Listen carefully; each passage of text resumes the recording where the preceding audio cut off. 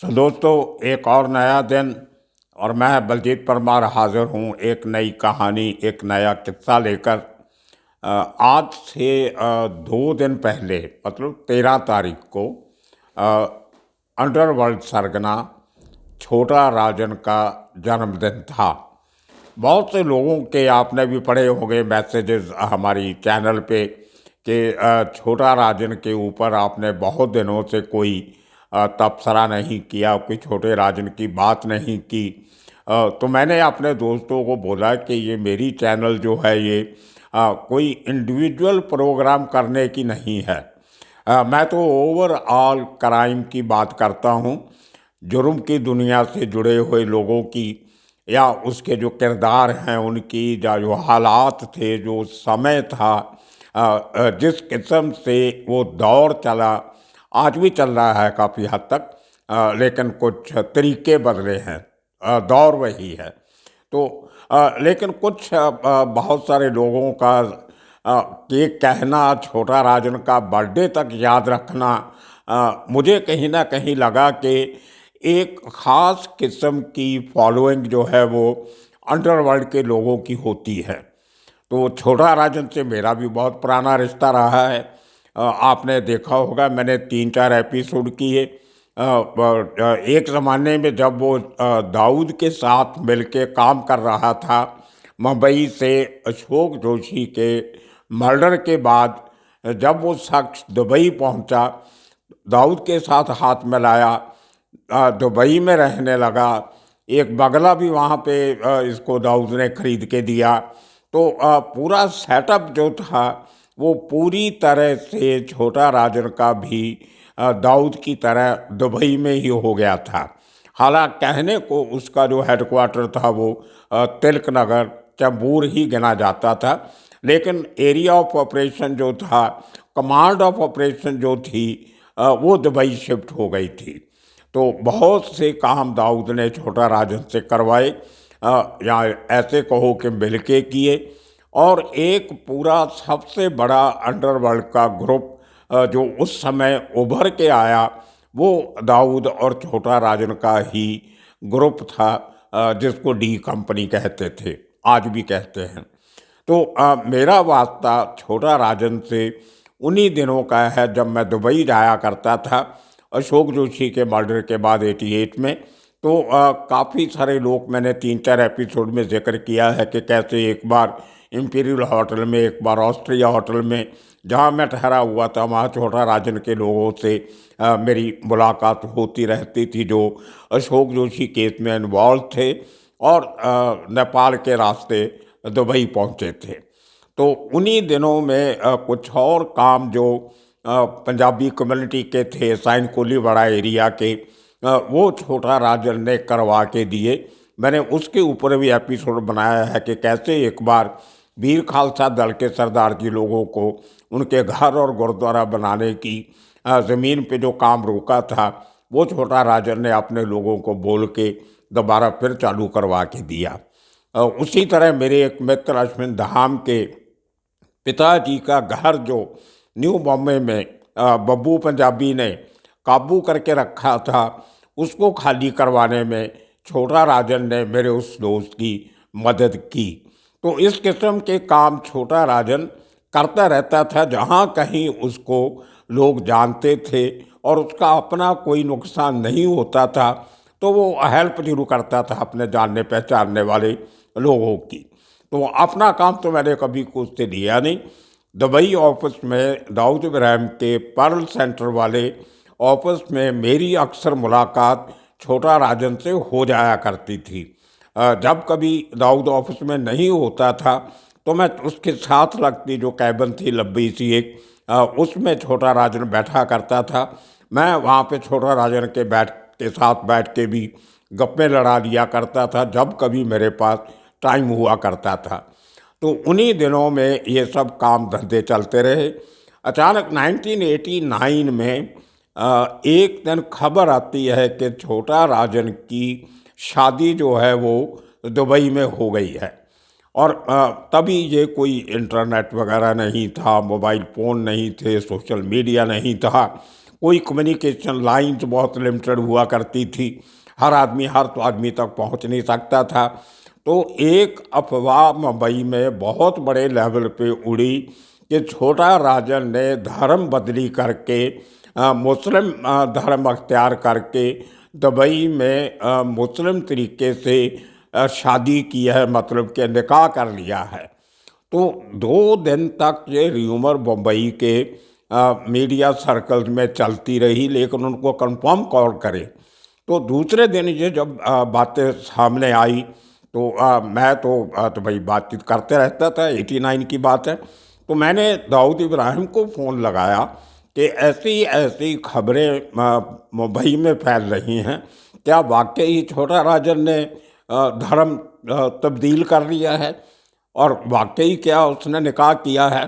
तो दाऊद बहुत ज़ोर से हंसने लगा फ़ोन पे और कहने लगा बिल्कुल गलत बात है, उसने हिंदू जो होता है क्रियाकर्म रीति रिवाज उसके मुताबिक शादी की है और वो उसकी मैं फ़ोटोग्राफ आपको भेजता हूँ। तो नहीं, मैंने उसको कहा कि अगर कोई उसकी फ़ोटोग्राफ मिल जाए शादी की, जो तब तक कभी किसी को नहीं दी थी, और वो ज़माना था जब वो बड़े बड़े कैमरे लेके लोग फ़ोटोग्राफ खींचा करते थे, फिर उनके नेगेटिव बनते थे, फिर पॉजिटिव बनते थे। तो 3-4 दिन के बाद कहीं वो शादी की जहाँ और सेलिब्रेशन की फ़ोटोग्राफ्स दी थी, वो जो फ़ोटोग्राफर हायर किए जाते थे वो ला के दिया करते थे, इमीडिएटली नहीं मिलती थी फ़ोटोग्राफ। तो लेकिन मैंने दाऊद को बोला कि अगर हो सके तो मुझे वो एक फ़ोटो भेजिए ताकि मैं अपने अखबार में छाप सकूं और एक जो अफवाह फैल रही है धर्म तब्दीली की उससे बचा जा सके। तो उस ज़माने में दाऊद का जो एयरलाइन थी बॉम्बे से दुबई जाती थी, उनमें काफ़ी सारे उसके सोर्सेज थे। रोज़ कोई ना कोई आदमी बॉम्बे से दुबई जाता रहता था, कोई दुबई से मुंबई आ रहा होता था। तो उस चक्कर में दाऊद प्रॉमिस मी कि कल सुबह आपको 11-11:30 बजे तक छोटा राजन की शादी की तस्वीर मिल जाएगी। तभी ये फैक्स मशीनों में कलर फोटोग्राफ आने का रिवाज नहीं था, कोई ऐसा और मीडिया नहीं था कि दुबई से वो फोटोग्राफ मेरे पास आ सकती, सिवाय इसके कि उसको कोई ना कोई शख्स हैंड डिलीवरी करे। और मैं दूसरे दिन एग्जैक्टली 11:30-12 बजे मेरे ऑफिस में एक शख्स एक लिफाफे में डाल के 2 फोटोग्राफ, जिसमें एक छोटा राजन और उसकी वाइफ सुजाता की थी, महाराष्ट्रियन तरीके से वो गोल बांध के वो यहाँ से धागे लटके हुए वो फोटोग्राफ, और दूसरी जिसमें इन दोनों के साथ दाऊद और उसकी वाइफ जो है उसकी बीवी वो साथ में खड़े हैं। तो ये 2 फोटोग्राफ दाऊद ने दुबई से भेजी, जो अगले दिन के अखबार में हमारे डेली न्यूज़पेपर के फ्रंट पेज पे छपी। वो दोनों फोटोग्राफ पहली जो छपी थी, जो ना कहीं दुबई के होटल में, ना कहीं किसी न्यूज़पेपर में, ने या किसी और पेपर में, कहीं उन फोटोग्राफ का कोई भी नामो निशान नहीं था।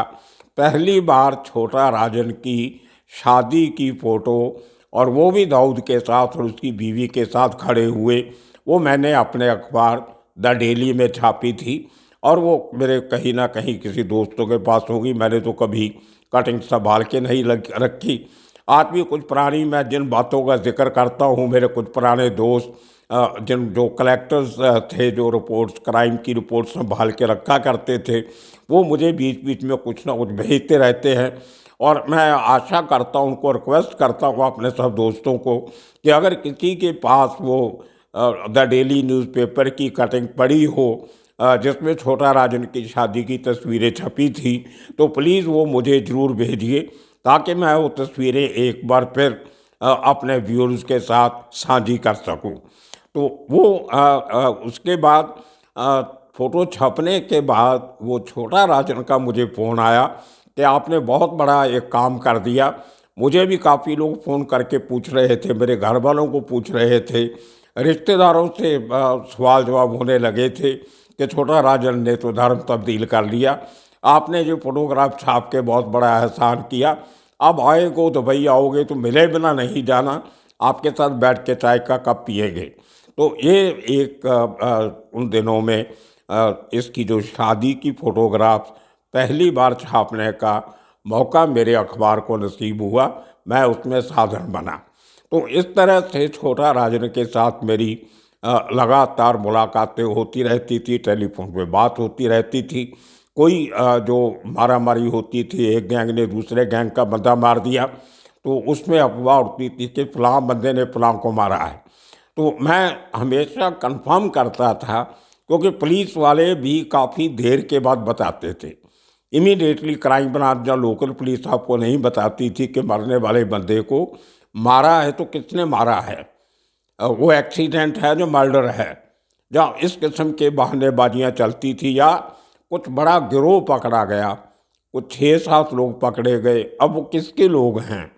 वो छोटा राजन के लोग थे, या दाऊद के लोग थे, या पठान गैंग के थे, या वर्दा भाई के थे, या किसी और के थे, अरुण गवली के थे, अमर नाइक के थे। तो किस गैंग को बिलोंग करते थे उसका पूरी जानकारी या तो पुलिस देती थी, तो या अंडरवर्ल्ड के सोर्स से मिलती थी। तो वह न्यूज़ छापने के पहले, खबर छापने के पहले मेरी हमेशा ये कोशिश होती थी कि मैं उसको कंफर्म करूं और किसी न किसी को कोट करूं। हमारे अखबारों में कोट करने का रिवाज हुआ करता था कि हम किसी के मुंह से वो बात कहलवा के छापते थे कि फलां फलां आदमी ने सौ बात कही। तो इसीलिए शायद मेरी रिपोर्ट कुछ बाकी अखबारों से ज़्यादा मकबूल होती थी कि मैं साथ में उन सोर्सेज को कोट किया करता था जिनके हवाले से मैं वो खबर दिखा रहा होता था। तो इस तरह से एक मेरा राब्ता छोटा राजन के साथ काफ़ी सालों तक जुड़ा रहा। तो करते करते समय बीतता गया। 93 के ब्लास्ट के बाद छोटा राजन दाऊद से अलग हो गया। भाग दौड़ में कभी कभार उसका फ़ोन आता था, कभी ओपी सिंह के थ्रू, कभी किसी के थ्रू, कभी भटिया मामा के थ्रू। तो ऐसे ऐसे करके कभी कभी बात होती थी, लेकिन जो पहले अक्सर बात करने का एक मौजू बनता था, साधन बनता था, वो ऐसा ऐसा कम होने लगा। तो 2000 के बाद इसके जो बैंकॉक में अटैक हुआ, उसके बाद फिर हमारा वो रास्ता खुला, थोड़ी थोड़ी बात होने लगी। लेकिन ज़्यादा बात जब मैंने डीएनए नए सिरे से इंग्लैंड से वापस आके डीएनए अखबार ज्वाइन किया 2005 में जुलाई में, तो उसके बाद छोटा राजन के फ़ोन फिर दोबारा आने लगे। तब तक वो अपनी वो जो इंजरीज थी उनसे ठीक भी हुआ, एक तरीके से रीसेटल्ड हो गया था, अपने काम धंधे नए सिरे से शुरू किए थे, रीऑर्गेनाइज किया अपने ग्रुप को। तो वो करते करते उन्हीं दिनों में जब इसकी वाइफ को अरेस्ट किया गया, मीरा बोलवरकर जब जॉइंट सीपी क्राइम थी, तो मुझे फ़ोन आया छोटा राजन का। वो भी मैंने एक एपिसोड बनाया है, आपने देखा होगा। तो हमारी काफ़ी लंबी चौड़ी बात कई बार हुई इस इशू पे, जहाँ पे छोटा राजन ये सवाल उठा रहा था कि मेरी जो कोई मेरे गुनाह है, जब मेरे जो काम हैं, उनकी सज़ा मेरी बीवी और बेटी को क्यों दी जा रही है। उसकी छोटी बेटी खुशी तभी 4 साल की थी, और उसको भी अपनी माँ के साथ कस्टडी में रहना पड़ा। बड़ा अजीब सा लगता है एक बच्चे को माँ के साथ कस्टडी में रहना पड़े। तो इस किस्म के सवाल छोटा राजन उठाता था। मेरे पास कोई ज़्यादा जवाब तो होते नहीं थे और मैं कोई ज़्यादा हेल्प नहीं कर सकता था, लेकिन कुछ वकीलों के साथ बातचीत करके, तो उससे जो मुझे अंदर से खबर मिलती थी, मैंने उस केस को काफ़ी कवर किया और उसके उसी बहाने से छोटा राजन से मेरी अक्सर बातचीत होती रहती थी।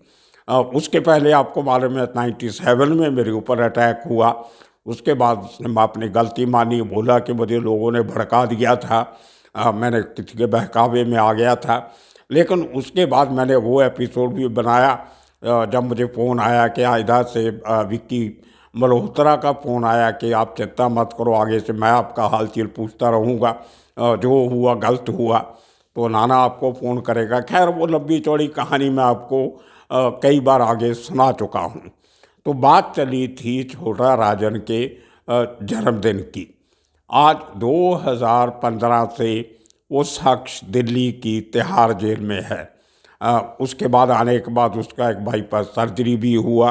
वो फिज़िकली काफ़ी कमज़ोर हुआ, कुछ और फिज़िकल एलिमेंट्स भी हैं, लेकिन उसके चाहने वाले लोग जो आज भी हैं, उसके साथ जो लोगों ने काम किया, कुछ लोग बरी हो गए, कुछ उसके बिजनेस एसोसिएट्स, कुछ उसके भाई के जान पहचान के लोग, कुछ उसके पॉलिटिकल एफिलिएशन के लोग, मुझे मालूम पड़ा कि हर साल उसके ख़ास तौर पे हिंदुस्तान आने के बाद उसका जन्मदिन मनाया करते थे, लेकिन कभी किसी ने नोटिस नहीं किया, क्योंकि ये बात कभी पब्लिक नहीं की जाती थी। लेकिन इस बार शायद कैसे कुछ लोगों को लगा कि छोटा राजन का बर्थडे मनाना चाहिए। तो मेरे पास कुछ लोगों ने चैम्बूर से, तिलक नगर से, उसके इलाके से उस केक की फ़ोटोग्राफ्स भेजी जो कल उसके चाहने वालों ने बनाया था, जिसमें छोटा राजन को नाना सेठ करके लिखा हुआ है। सेठ, SHET, मराठी में सेठ, सेठ को बोलते हैं, जो हम सेठ बोलते हैं CTH, उसको मराठी में सेठ। तो वो हैप्पी बर्थडे टू नाना सेठ का केक की अच्छी बड़ी कलरफुल फोटोग्राफ्स भेजी हैं। वो आपके साथ मैं शेयर करूंगा, इस वीडियो के साथ आपको दिखाऊंगा। और उसी तरह जो तिलक नगर का इलाका है, वहाँ पे कुछ बड़े होल्डिंग लगाए गए, जिसमें छोटा राजन की नई पुरानी तस्वीरें लेके उनका कोलाज बना के छोटा राजन को जन्मदिन की मुबारक दी गई है। वो कुछ फोटोग्राफ मैं आपके साथ शेयर करूंगा। कुछ लोगों ने और छोटा राजन की पुरानी तस्वीरें भेजी हैं अपने पुराने गैंग मेंबर्स के साथ, वो भी मैं आपको दिखाऊंगा आज इसके साथ। और एक तस्वीर, बड़ी रेयर पिक्चर, जो डैनी की मेरे एक मित्र ने भेजी मुझे, का पिक्चर तो काफ़ी भेजी है, लेकिन उसमें वो अपनी बीवी और अपनी ग्रैंड डॉटर के साथ है, वो मैं नहीं दिखाऊंगा। फैमिली, बच्चे, औरतों की तस्वीरें नहीं दिखानी चाहिए। लेकिन एक पिक्चर में अपने दोस्तों के साथ डैनी भाई जो है वो कुछ डांस वगैरह कर रहा है, वो फोटोग्राफ मुझे किसी ने भेजी है, वो मैं आपको आज दिखाऊंगा। कुछ और तस्वीरें भी हैं इस फंक्शन के साथ मिली हुई, जो मैं आपके साथ साझी करूंगा। तो इस वीडियो को बड़े ध्यान से पूरी देखना, कई नई पिक्चर्स, फोटोग्राफ्स आपको देखने को मिलेंगी। अभी मेरी ये रिकॉर्डिंग चलते चलते भी शायद 2-4 फोटोग्राफ और मुंबई से आने का मुझे अंदेशा है, वो भी आ जाएंगी, तो वो भी मैं आपके साथ शेयर करूंगा। तो इसी मौके पे 13 तारीख को जन्मदिन वाले दिन मुंबई के बाहर बाहर एक इलाके में, आउटर सुबर्ब्स में, एक बड़े सेक्लूडेड फार्म हाउस पे वो बर्थडे की पार्टी रखी गई, जिसमें कोई 200 के करीब लोगों ने शमूलियत की। लेकिन उस पार्टी में कोई लेडीज़ और बच्चे नहीं थे। It was a Stag party, तो जिसको खाली द मैन ओनली पार्टी थी, जो बॉयज़ ओनली भी कह देते हैं जिसको, जिसमें छोटा राजन के पुराने एसोसिएट्स, उसके दोस्त, कुछ दुश्मनी से बने दोस्त, कुछ और जो बाकी जो गैंग थे पुराने, उनके कुछ बड़े लोग, सब उसको कुछ चाहने वाले, कुछ उसके साथ बिजनेस इंटरेस्ट वाले, उसमें कोई बिल्डर भी थे, और उसके अपने वो गैंग मेंबर जो पुराने डिफरेंट केसेस से भरी हो चुके हैं, या कोई केसेस अभी चल रहे हैं लेकिन बाहर हैं, तो वो सब वहाँ पे पहुँचे हुए थे। बहुत रंगारंग प्रोग्राम था, डीजे था, डांस वांस भी था, और म्यूज़िक और शराब, दारू, जो भी होता है पार्टी के साथ, वो पूरी धूमधाम के साथ काफ़ी देर रात तक वो पार्टी चलती रही, जिसमें उन लोगों ने बहुत ज़ोरों शोरों से डांस किया, और Chhota Rajan, we are with you, wish you all the well, जिंदाबाद वगैरह इस किस्म के नारे भी लगाए गए। अपनापन उसको दिखाने की कोशिश की, लेकिन उसकी वीडियोग्राफी करने की इजाज़त नहीं दी गई। किसी भी बाहर के आदमी को, मीडिया के लोगों को, जो अनइनवाइटेड आदमी को अंदर घुसने की कोई परमिशन नहीं थी। सिर्फ बहुत ही क्लोज नेट सर्कल था। और अभी तक इस बात को कोई 48 घंटे हो गए हैं, लेकिन कोई भी वीडियो क्लिप अभी तक उस पार्टी की बाहर नहीं आई है। तो ये देखिए, इतना अच्छा जाब्ता और डिसिप्लिन अभी तक उन लोगों ने रखा हुआ है कि अपने लोगों की जो शमूलियत है उस पार्टी में, वो बाहर नहीं जानी चाहिए। वो ये भी देखिए कि वो पार्टी उन्होंने अपने घर के एरिए में नहीं रखी, तिलक नगर में नहीं रखी, वहाँ के लेडीज़ बच्चों को पार्टी में शामिल नहीं होने दिया। और कई लोग जो खास फैमिली फ्रेंड्स जो थे, वो छोटा राजन के तिलक नगर वाले घर में आके पूरा दिन विश करते रहे ट्रेडिशनल महाराष्ट्रियन वे से। लेकिन कोई पार्टी या सेलिब्रेशन तिलक नगर में नहीं रखी गई ताकि वो लोकल लोगों की निगाह में नहीं आए और लोकल पुलिस की कोई दखलअंदाजी ना हो और किसी की शमूलियत से किसी को आने वाले दिनों में लीगली तौर पे या किसी और तरीके से कोई तकलीफ़ ना हो, कोई दुश्मनों की तरफ से कोई अटैक ना हो और उस अटैक में किसी औरतों और बच्चों का नुकसान ना हो।